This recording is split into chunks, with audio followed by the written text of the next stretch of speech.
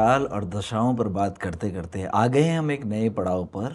आज हम पिछले एपिसोड की कहानी को आगे बढ़ाएंगे और आज इसमें बात करेंगे राहु ग्रह के दुष्परिणामों के बारे में।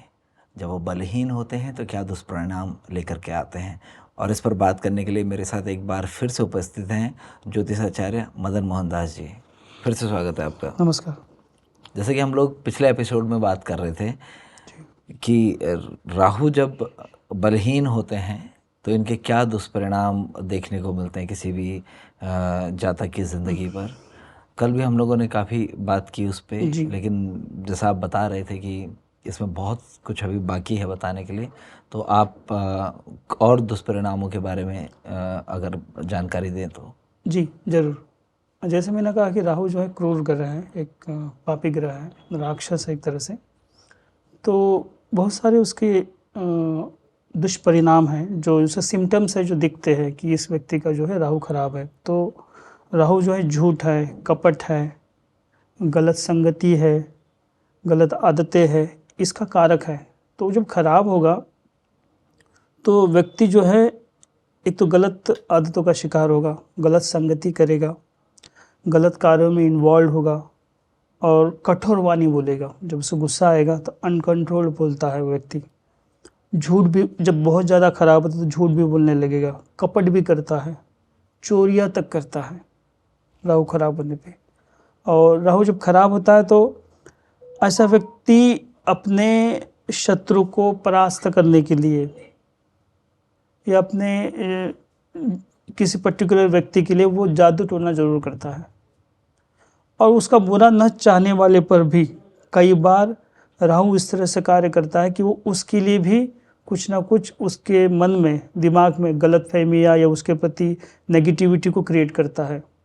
जबकि वह व्यक्ति उससे किसी तरह से उसका शत्रुता नहीं है, तो राहु इस तरह से कार्य करता है। और घर में जो लाल चींटियां जब आती है, लाल चींटियां आना भी ये संकेत है कि उस व्यक्ति का राहु खराब है।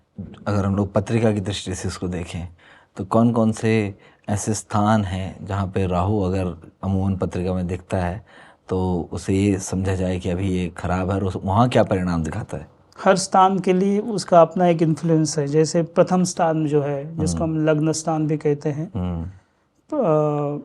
तो उस स्थान में जब राहु बैठ, ये खराब राहु की बात हो रही है, जब राहु खराब होकर बैठेगा प्रथम स्थान में, जब बैठेगा तो वहाँ पे व्यक्ति का पर जो इन्फ्लुएंस दिखेगा वो हमेशा जो व्यक्ति जो है बीमार रहेगा।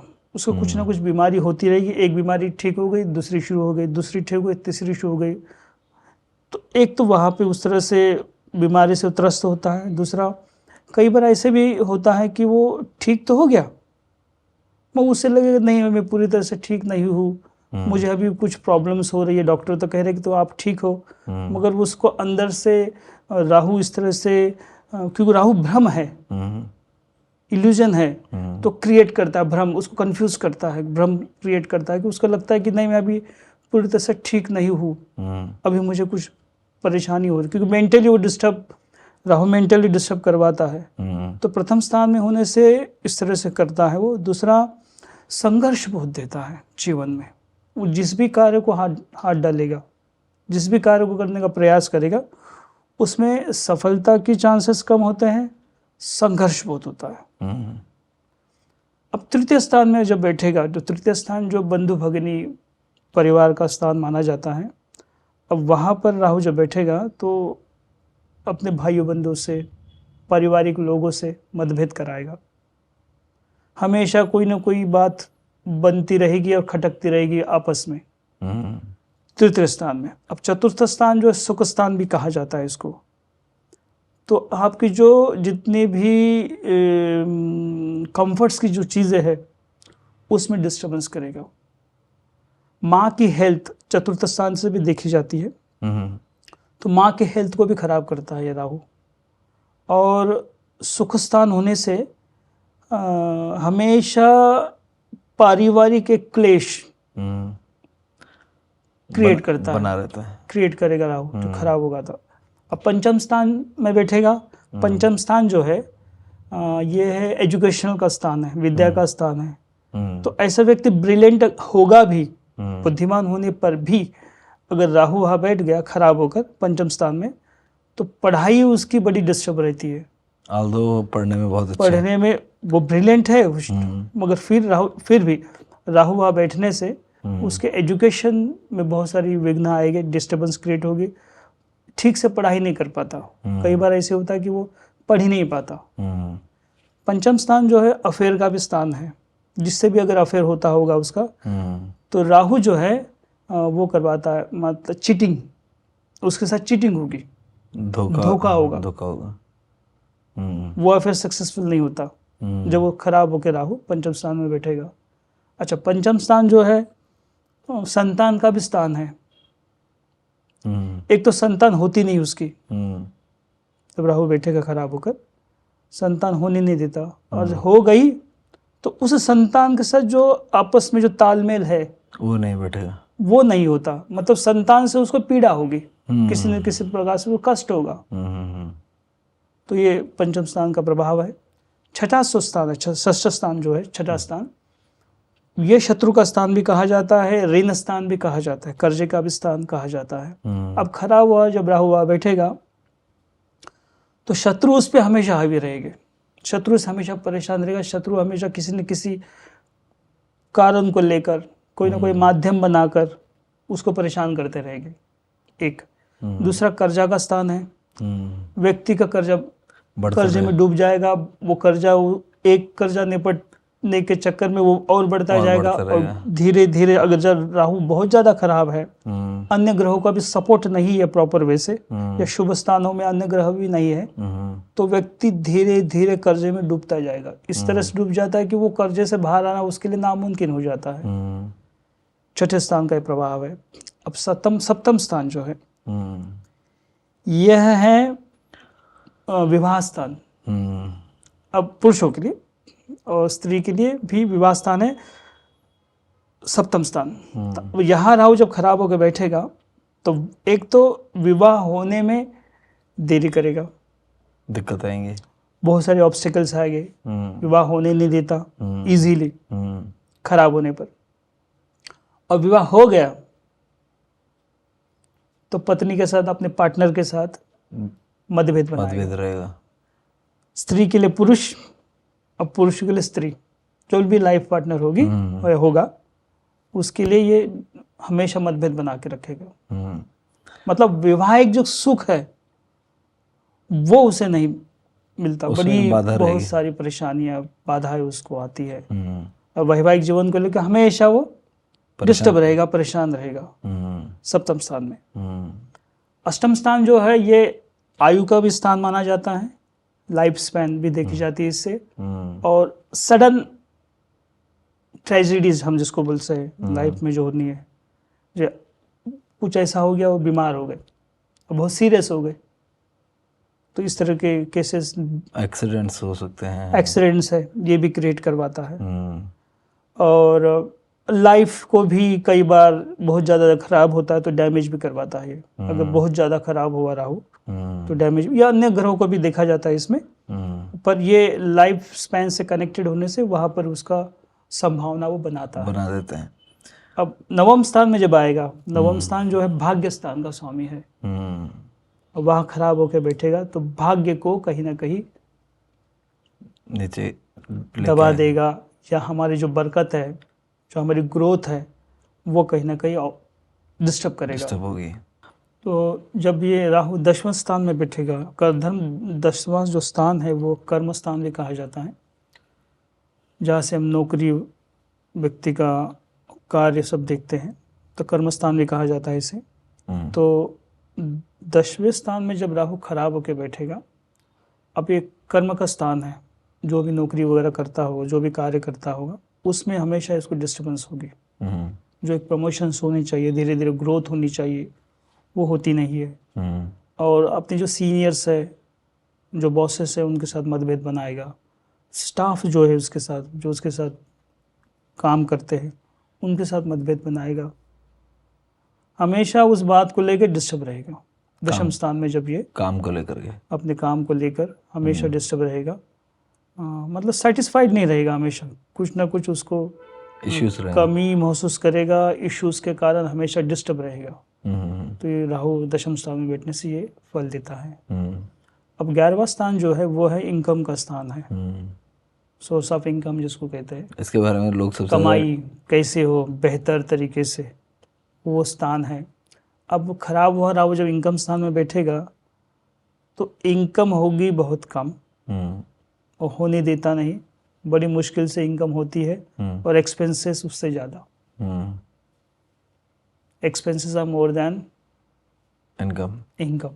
इस तरह की स्थिति बनाता है राहु जब वहाँ पे बैठता है। मतलब हमेशा आदमी जो है धन की कमी के कारण बड़ा परेशान होता है कि इनकम होती नहीं, एक्सपेंसेस बहुत ज़्यादा है, तो ये करवाता है।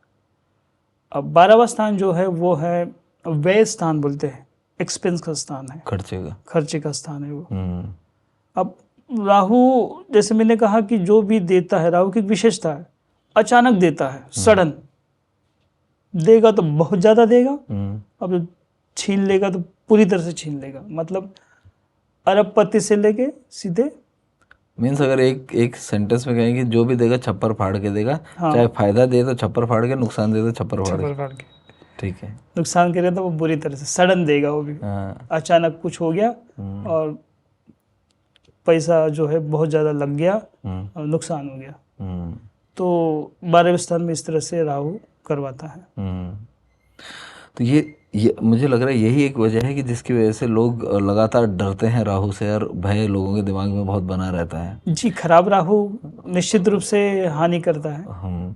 तो अब अगर इसमें रेमेडीज की बात करें, बहुत सारे जातक हैं जो इससे पीड़ित हैं या इसके प्रभाव से पीड़ित हैं, रेमेडीज की बात करें तो उसमें क्या रहता है? रेमेडीज क्या आप लोग देते हैं? इसमें ज़रूर रेमेडीज़ है। मैंने पहले भी कहा कि रेमेडीज़ में सर्वप्रथम जो है मांसाहार के लिए मैंने भी कहा था कि मांसाहार बिल्कुल ना करें। अगर मांसाहार करेगा तो राहु ज़्यादा स्ट्रांग होगा और ज़्यादा एक्टिव होगा और परेशानी करेगा। सर्वप्रथम मांसाहार बिल्कुल ना करें। घर को हमेशा साफ सुथरा रखें। किचन विशेष रूप से साफ होना चाहिए। जैसे भोजन करके झूठे बर्तन पड़े तो बस पड़े हैं, रात भर पड़े हैं, दिन भर पड़े हैं, सफाई नहीं है किचन की, तो उससे भी राहु एक्टिवेट होता है। तो किचन हमेशा साफ सुथरा रखे, घर को हमेशा साफ सुथरा रखे। तीसरा, गलत संगति बिल्कुल ना करे। गलत आदतें जो है, जैसे कठोर बोलना, हमारे परिवार को जो एल्डर्स है, जो हमारे माता पिता हैं, हमसे जो बड़े बुजुर्ग हैं, उनका सम्मान करें। ये बहुत ज़रूरी है क्योंकि राहु कठोर वाणी भी बोलता है, तो उसको जरूर संयमित रखें। अपने आचरण को इन शॉर्ट में बैलेंस रखना चाहिए, संयमित होकर रखना चाहिए। अपने बड़ों को, बड़े बुजुर्गों को, माता पिता को रिस्पेक्ट करें। चौथा, हनुमान जी की जो उपासना है वो सर्वश्रेष्ठ मानी जाती है, क्योंकि हनुमान जी, राहु हनुमान जी से डरता है, इसलिए हनुमान जी का अगर उपासना करता है उसमें हनुमान जी का मंत्र जप करे, मंगल हो सके तो मंगलवार का व्रत करे, हनुमान चालीस का पाठ नित्य करे, कम से कम 2 बार होना चाहिए, सवेरे शाम। और बजरंग बाण का अगर पाठ करता है साथ में तो सर्वोत्तम है। तो उसको राहु से डेफिनेटली निश्चित रूप से राहत होगी। दूसरा उपाय है कि भगवान शिव की आराधना करने से भी राहु शांत होता है। उसमें सोमवार का व्रत करे, संभव जितना हो सके, और सोमवार के दिन गाय के दूध से भगवान शिवलिंग पर अभिषेक करे, या पंचामृत से भी अभिषेक कर सकते हैं। सफ़ेद चीज़ों का भोग लगाए, जैसे मिश्री हो गए, बताशे हो गए, चावल, गाय के दूध और चावल से बनी खीर हो गई, दूध से बनी मिठाइयाँ हो गई, मावा हो गया, जो मिठाइयाँ हो गई, इस तरह के सफ़ेद वस्तु का भोग लगाए। और जो सफ़ेद फूल है, बेलपत्र है, धतूरा, इस तरह से जो भी पूजन सामग्री जो होती है भगवान शिव की, वो अर्पित करे, उनसे प्रार्थना करे, उनकी स्तुति करे, और उनके नाम का जप, ओम नमः शिवाय मंत्र का जप कर सकते हैं। अगर आप बहुत अच्छे विधि विधानों से रहते हैं, नियम पूर्वक रहते हैं, तो आप महामृत्युंजय मंत्र का जप कर सकते हैं। हम्म, तो इससे भी जो है राहु निश्चित रूप से शांत होता है। हम्म, और छोटे मोटे उपाय हैं जिसमें घर में जो है एक मोर पंख मंदिर में, घर के मंदिर में एक मोर पंख अवश्य लगाए। इससे राहु की नेगेटिविटी काफ़ी हद तक खत्म हो जाती है। शनिवार के दिन जो है सवेरे पीपल के वृक्ष के नीचे जो है सरसों का तेल का दिया लगाए और चना गुड़ का भी भोग लगा सकते हैं साथ में। शनिवार के दिन ही जो है स्नान करते समय उसमें पानी में थोड़ा सा काला तिल डालें और उससे स्नान करने से काला भी तिल, काला तिल ओके, डालकर स्नान करने से भी जो है राहु को जो नेगेटिविटी है उसमें काफ़ी राहत हो जाती है। काले कुत्ते हो गए, काली गाय हो गई, कौवे हो गए, इनको जरूर भोजन कराए अपने शक्ति के अनुसार।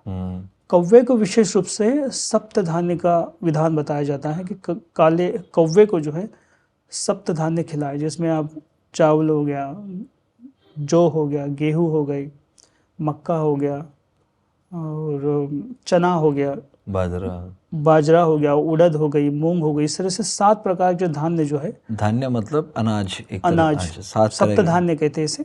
ठीक है। तो वो अगर काले कौवे को, काले ही होते हैं कौवे, तो कौवे को खिलाने से भी जो है राहु की जो नेगेटिविटी है, उसकी जो दुष्परिणाम है, उससे राहत हो जाती है।